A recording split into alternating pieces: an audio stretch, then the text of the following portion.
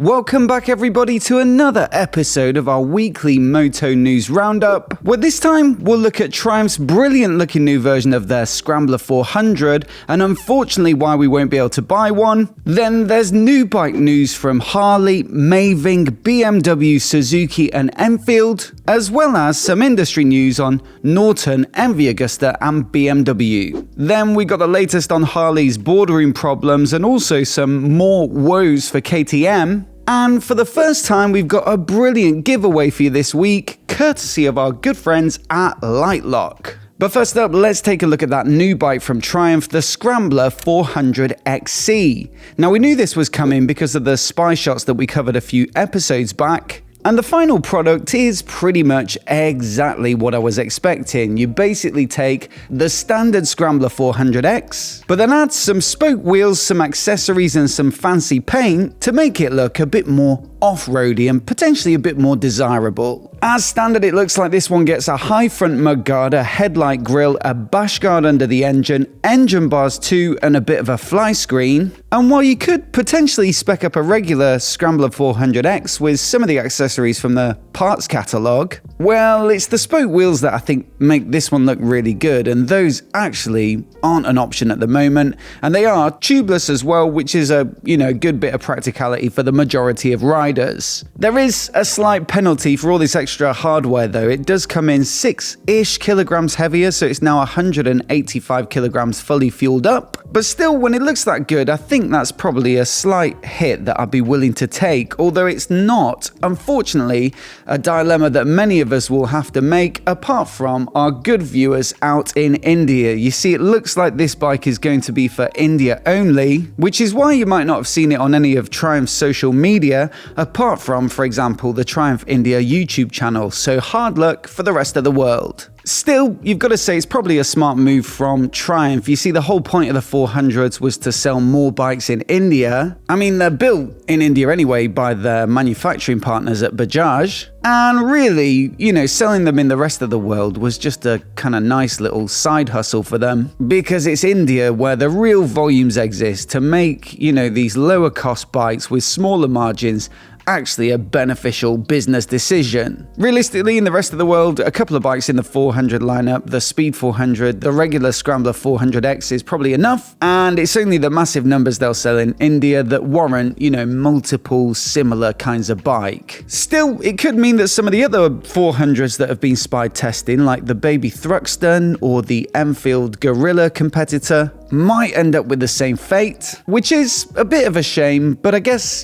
Triumph have got to do what they got to do in a motorcycle market that has been fairly challenging over the past few years. Still plenty of other new bikes elsewhere this week, and we'll start with Harley's Fat Boy Grey Ghost. This one has been built to celebrate 35 years since the introduction of the Fat Boy name, and it gets a chrome-like finish absolutely all over it, but they're not calling it chrome, it's called a reflection finish, and that's because it uses a different process, this time called PVD, or physical vapor deposition. Now, apparently Harley have used this finish on smaller parts in the past, like exhaust heat shields and stuff like that, but this is the first time they've put it on the whole bike, and I think I speak for us all when I say it really is quite a striking look. Imagine cleaning it, I mean that's the obvious thing to worry about, but also even just looking at it on a sunny day, I'm sure it's a cheap alternative to laser eye surgery. But still, for someone out there, it's probably the right bike, providing they've got the buns. It's $25,399 in the US and $25,195 here in the UK. British electric motorcycle makers MAEVING have also been at it with a new finish with a blackout version of their RM1S. Now, I reviewed the RM1 a couple of years back, very cool looking bike, really like the swappable battery, not particularly fast, but I guess that's the point, although the S version does go some way to address that with 15 horsepower peak, 261 Nm of peak torque, a top speed of 70 miles per hour, and 90 miles of combined range. range. Now, in the same way that Triumph have, offered blacked out versions of their Bonnevilles over the years, that's pretty much what they've done here with the Blackout. It's completely stealthy, and there's barely a jot of anything but black finish on the whole bike, apart from the brake discs and that big power cable thing. Personally, I think it looks really quite good. It definitely suits the already retro vibe of this bike, and this one comes in at £8,995 here in the UK. If you like your retros petrol though, then you might want to hang on for Enfield's next bike, with a Bullet 650 believed to be on the way sometime soon. Now, of course, the Bullet name is very famous in Enfield's history, and at the moment you can currently buy a 350, but recently they've filed some trademarks that imply that a new 650 twin-powered version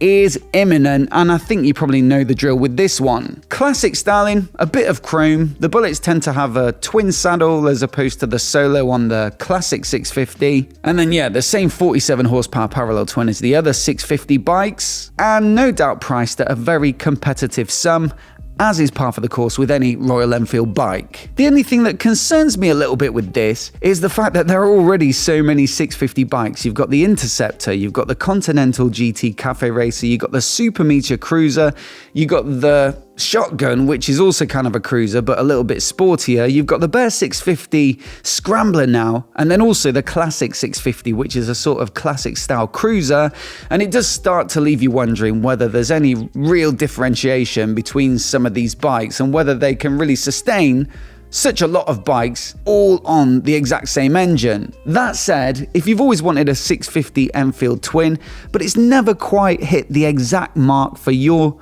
personal specific use case and taste and level of spec that you want, then maybe this time this is the one. Now, last November at EICMA, one of the biggest announcements of the show was, of course, the Baby GS from BMW with a new 450 parallel twin engine and a proper off-road ready spec. It looks like it's going to be an incredible bike, and BMW promised in their original press release that it would make it to production pretty soon, and also that it wouldn't be a million miles from that concept bike, which did look really quite tasty. This week though, it looks like they're going to be true to their word, because some spy shots emerged from India where a test version of the bike has been put through its paces, and well, it's a bit difficult to tell whether it'll be the same as the concept bike, because it looks like it's being ridden around with a bin bag on its head. Still, you can see the engine, you can see the wheels. It's got cast wheels on this test bike, so it looks like there might be two levels of spec, one road friendly with the cast wheels, one off-road friendly with the spokes. And also you can see the typical BMW TFT dash, which in my opinion is a very good thing, as it's generally really good and easy to use. Peak power on this one is expected to be around the 47 horsepower mark. It's meant to be pretty light as well, at around 175 kilograms curb. So this one is very much a bike that I'm looking forward to for 2026, and while there's no exact word yet on when it will become available, well, just about a month ago they did discontinue both the G310R Naked and the G310 GS Baby Adventure bike, so you'd expect they'll want something pretty soon to bridge that gap in their lineup. And so I'm hoping EICMA in November this year. Also, at the smaller capacity end of the market, Suzuki are apparently working on improving their 250 single, currently used in the V-Strom 250 and Gixxer 250, but giving it variable valve timing. Sounds a bit fancy for what are, ultimately budget-friendly bikes, but I guess at 25 horsepower peak, it probably does need all the help it can get. And also, Visor Down do point out that it's not their first rodeo when it comes to variable valve timing. The 2017 Gixxer 1000 had it, which passed down from their MotoGP program, so it does look like they know exactly what they're doing. Now, I'm delighted to announce for the first time that we've got a giveaway on our weekly news show. And don't zone out if you're based outside of the UK, because this one's very easy to enter, and it's also open to the entire world. You see, one of the most stressful things about owning a beautiful motorcycle, and this applies wherever you live, is the possibility that it might one day get nicked, and that's exactly where Litelok come in. They've been developing innovative bicycle and motorcycle locks for years now, all with the aim of making sure that your bike is still exactly where you left it. Now, their flagship product for bikes is this, the X3, which is rated, they say, by multiple industry experts as the toughest D-lock in the business, and that's because it's armoured with their own patented tech called baronium. You see, most motorcycles, or a lot of motorcycles, are stolen now with cordless angle grinders to cut through the locks,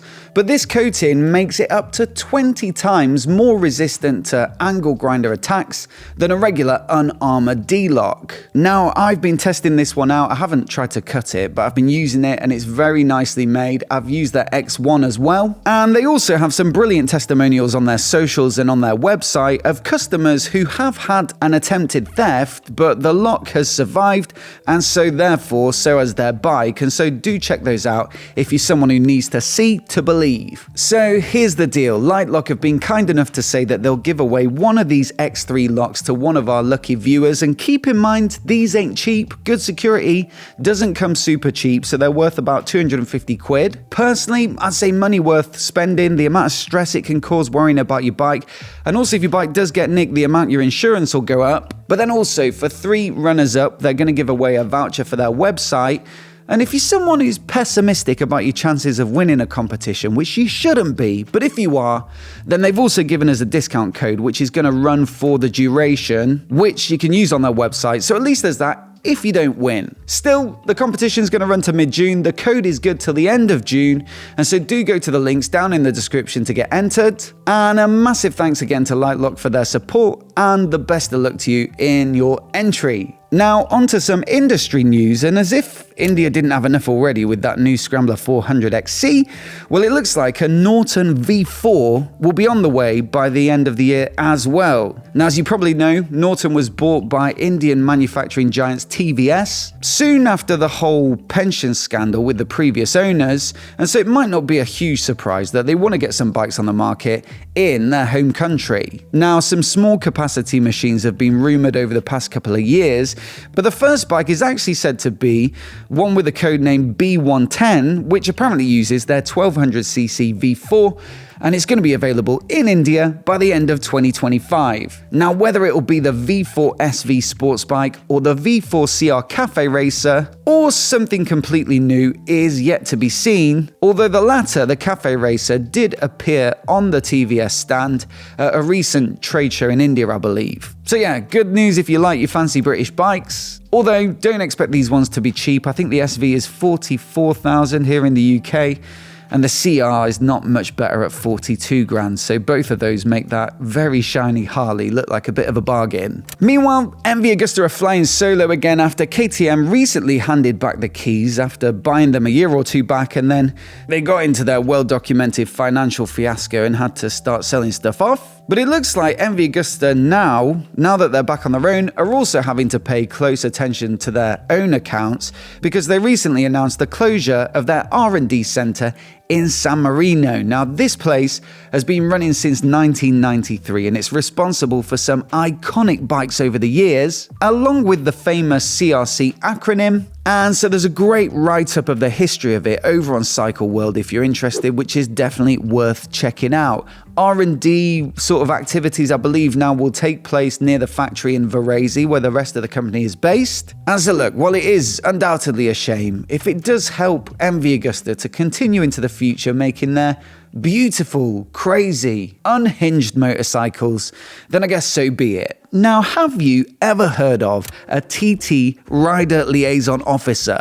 Basically, it's a job where you support the newcomers at the Isle of Man TT and also provide course inspections throughout the duration of the actual event itself. And while it does already sound like a pretty great gig, it's about to get even sweeter, with BMW just announcing that they've signed a 3-year deal to provide bikes and cars for the team that puts on the Isle of Man TT. So the 2 rider liaison officers will both get an M1000RR each to make their way quickly around the course. And then also you've got the traveling marshals who need to be around the island pretty snappily in order to respond to incidents. And they'll have to put up with a lowly standard S1000RR, although I'm sure that'll probably do the trick. Then apparently the medical teams are getting a fleet of X5s, X3s, and even a 616 horsepower X5M as a fast response car. And so yeah, expect to see plenty of BMWs on the Isle of Man coverage this year, which comes, of course, after they take over from Honda, who used to provide the marshals with Fireblades. Now, the London Motorcycle Show this year, we looked at some stunning new BIMOTAs. There were 3 of them there, which all looked absolutely fantastic. And it turns out they actually mean business. They're now owned by Kawasaki, of course, and they've managed to announce 5 new dealers in the UK for 2025. Now, they'll start with those 3 bikes, and well, again, they're a bit lofty in terms of price. You've got the KB998 Ramini, that's the World Superbike Homologation Special. That one comes in at £37,777. Potentially my favourite, the semi-retro KB4, that's £31,269. And then if you like something a little bit left field, such as a supercharged tall tourer with weird suspension, then the Tessie H2 Terra is probably up your street, although there's no price on that one yet, but let's assume 30-ish thousand pounds seems like the going rate. So perhaps not motorcycles for the everyman, but still I'd say cool to see some proper weird and wonderful exotica hitting the showrooms, and hopefully I'll come across a few displayed in a local dealer at some point soon. Now, if you have been watching recently though, you'll know things haven't been going quite so well for Harley, who had a poor year in terms of their financials in 2024, and that's led to one of their investment groups trying to get rid of the current CEO and also a couple of the board members, with them being dissatisfied at the sort of leadership and direction of the company. Very dramatic stuff. If you're not up to speed, do check out their website, H Partners, who tried to oust the board. They set up this website called freetheeagle.com, so that's got all the details. But it does look like, after weeks of campaigning, that ultimately they have failed. The vote took place a few days ago, I believe, and Jochen Zeitz, the existing CEO, got the majority of votes, and so he remains the CEO. And then also the other 2 board members look to have survived it as well. And in fact, they put out this brilliant quote: "On behalf of the entire board and management team, I would like to extend our gratitude to our shareholders for their trust and support." Some of them. Yeah, we appreciate the valuable perspectives and feedback our shareholders have provided leading up to our annual meeting, and we look forward to continuing to engage going forward. The board remains committed to executing its duties in the best interest of all the company's shareholders. So it looks like back to business as usual-ish at Harley now, at least for the time being. The other story we couldn't have a news episode without touching on, though, of course, is KTM. And as if they haven't had it hard enough already recently, well, they've just had to recall a massive number of dirt bikes under their Gas and Husky brands. You see, there's a problem with the front brake calipers that can cause them to crack, and that means, of course, you'll lose brake pressure, which means you'll lose the ability to stop, which the United States Consumer Product Safety Commission kindly points out could pose a crash hazard. So here's a quick list of all of the bikes affected. Do pause it now if you need to check. But yeah, apparently it's almost 20,000 bikes affected over the past few years, and so one assumes this is another heavy cost that they could really do without at the moment, especially as that deadline upon which they have to pay almost 600 million euros to the administrator is looming really quite soon. In fact, it's coming this week, the 23rd of May. And so if you're not subscribed already and you like keeping up to date with all the latest motorcycle news, then I do recommend hitting subscribe, and we'll cover this in full detail as soon as we hear anything. As always, do let me know what you think of this week's stories down in the comments below. I always enjoy reading them, and I'll put a playlist on the screen now of this week's videos that you might have missed, which includes a full rundown of the new Tracer 7 from Yamaha, a full rundown of the new Speed Triple RX from Triumph, a first ride of the 2025 Yamaha Tenerate 700, and also a full walk around at BMW's HQ of their new retro scrambler, the R12GS, and this time The imagery is not computer generated, it's not AI, it's real life because I was there with my camera, and so if you want to see what it looks like in the flesh, definitely do check that one out. Again, do hit subscribe for more of the latest motorcycle news and reviews like this right here on MOTOBOB. A massive thanks for watching today, and we'll see you in the next video.